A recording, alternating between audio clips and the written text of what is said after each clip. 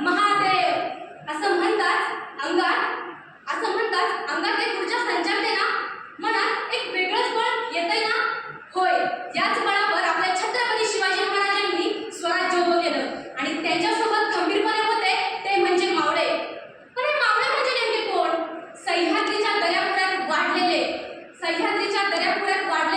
स्वराज्याच्या संरक्षणासाठी आपल्या स्वतःच्या प्राणाची पर्वा न करता लढणारे, गनिमी काव्याचा वापर करून शत्रूला धूळ लागणारे, शिवविचारांचे पालन करून आपली शूरता, वीरता, स्वामीनिष्ठा आणि त्यागाच्या बळावर पारतंत्र्याचा अंधकार नष्ट करून आपल्या शिवविचारांची पेटलेली एक ठिणगी म्हणजे मावळा.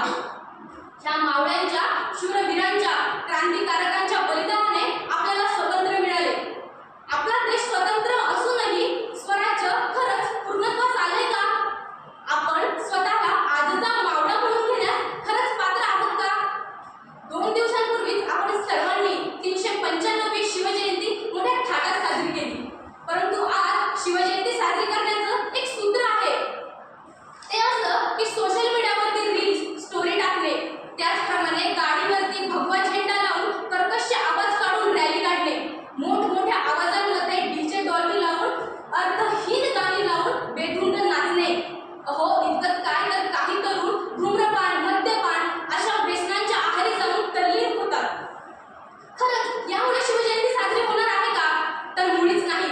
आणि काही दिवस तर तरुण हे जातीवादाच्या विळख्यात अडकून एकमेकांशी भांडत असतात, त्याचप्रमाणे स्त्रीची आबरू लुटत असतात. हे कितपत योग्य आहे? ह्या अशा तरुणांना मावळा तर नाहीच, पण देशाचा एक नागरिक म्हणून घेण्याची तरी पात्रता आहे का हो?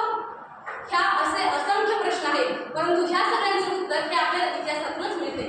कारण इतिहास हा पुस्तकांपुरता मर्यादित नसून तो जर आपण समजून घेतला तर आपल्या वर्तमानाची दिशा सुधारेल आणि भविष्य उजाळेल. असं म्हणतात, जो देश आपला इतिहास विसरतो तो इतिहास घडू सुद्धा शकत नाही. आणि त्यामुळे आपल्याला आज जर एक आदर्श मावळा बनायचा असेल तर आपल्याला मावळ्यांचा इतिहास समजून घेऊन त्याची प्रेरणा घेऊन आपल्याला पुढे गेलं पाहिजे.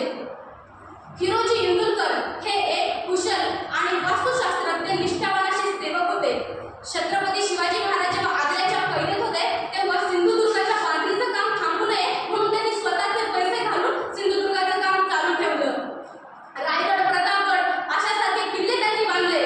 कान्होजी आंग्रे यांनी भारताच्या सागरी व्यवस्थेसाठी त्यांनी खूप प्रयत्न केले.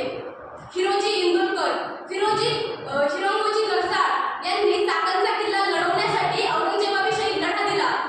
गड आला पण सिंह गेला असे तानाजी मालुसरे, बाजीप्रभू देशपांडे आणि संताजी घोरपडे ह्या अशा वीर सैनिकांनी आपले स्वतःचे कार्य करून त्यांनी पुढच्या पिढीला त्यांच्या कार्याचे संस्कारांचे मोती पेरले. परंतु आजकालच्या परिस्थितीसारखेच आजकालच्या समस्या आहेत. आजकाल आपल्या महाराष्ट्रात आणि आपल्या भारत देशात सुद्धा भ्रष्टाचार, शिक्षणातील असमानता, स्त्रीविषयीची असमानता, पर्यावरणाचा होणारा ऱ्हास, तसेच बेरोजगारी असे अनेक समस्या आहेत. परंतु ह्या सर्व समस्यांचं निराकरण करण्यासाठी, तोंड देण्यासाठी कुणाला उभं राहायचं आहे तर तो आहे आजचा युवक. आणि आजच्या ह्या युवकाला तयार व्हायचं आहे आजचा एक आदर्श मावळा. स्वामी विवेकानंदांनी त्यांच्या काव्यामध्ये अतिशय छान प्रकारे एक युवक कसा असावा हे मांडलं आहे.